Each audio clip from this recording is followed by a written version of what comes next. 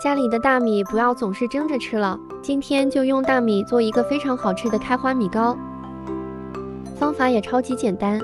那我们一起来做吧。我是用了200克大米，先提前泡2个小时，把泡好的大米放在破壁机里边，倒入没过大米的水。我们启用破壁机的果蔬键给它打2遍，这样打磨出来的米浆会非常的细腻。把打好的米浆给它倒在一个大碗内，加3克酵母粉、20克白糖，再放入1大勺面粉。这个面粉的量我没有称。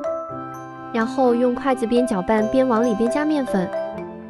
这个面粉的量是根据这个面糊的稀稠程度，直到最后搅到这种比较粘稠的糊状，而且没有颗粒了就可以了。然后给它盖上一个盖子，醒发至2倍大。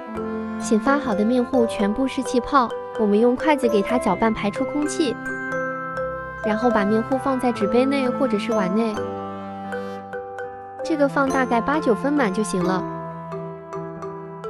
最后放上几个葡萄干给它点缀一下，这样还能增加口感。放在蒸锅里边，水开上气蒸20分钟，再焖5分钟。